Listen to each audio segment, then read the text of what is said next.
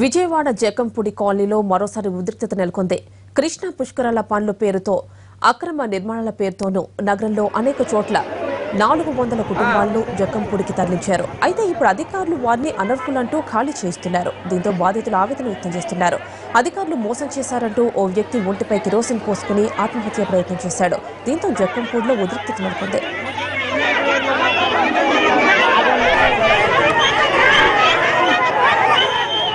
జకంపూడి కాలనీలో గొడవపై మరిన్ని డీటెయిల్స్ మా ప్రతినిధి హరీష్ అందిస్తారు. హరీష్, కాలనీలో ప్రస్తుతం పరిస్థితి ఏంటి? ఈ జకంపూడి వ్యవహారానికి సంబంధించి ఒక ప్రహసనంగా జరుగుతుంది. దాదాపుగా నెల రోజులుగా ఇళ్ల తొలగింపు, అదేవిధంగా ఇళ్ల అలాట్మెంట్ కి సంబంధించినటువంటి ప్రక్రియ జరుగుతుంది. అయితే ఇళ్లు తొలగించిన తర్వాత అందరికీ ఇళ్లు ఇస్తామని చెప్పి అధికారులు చెప్తున్నారు, స్లిప్లు ఇస్తున్నారు.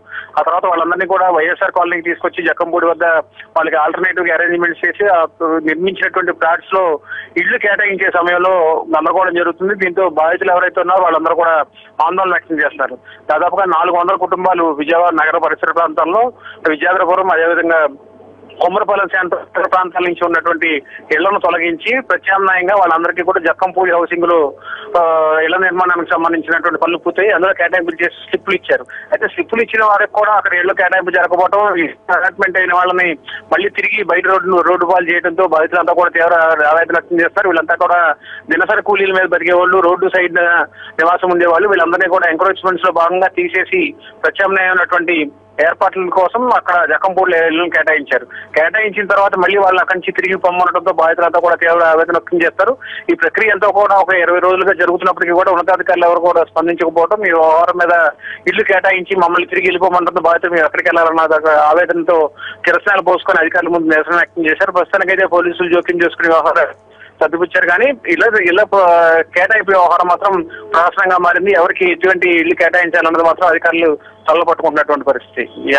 హరీష్, అయితే ఫస్ట్ ఎందుకు అసలు టోకెన్స్ ఇచ్చారు, ఇప్పుడు ఎందుకు వద్దంటున్నారు?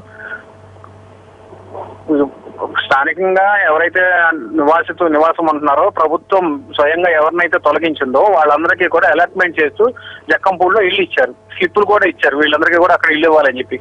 అయితే ఈ స్లిప్లు ఇచ్చినటువంటి వాళ్ళు నిజమైనటువంటి బాధితులు ఎవరు లేరు అన్నది ఒక వాదన నడుస్తుంది. అయితే అక్కడ కూడా స్లిప్లు ఇచ్చిన అధికారులే, ఇక్కడ ఇల్లు ఇచ్చేది కూడా అధికారులే.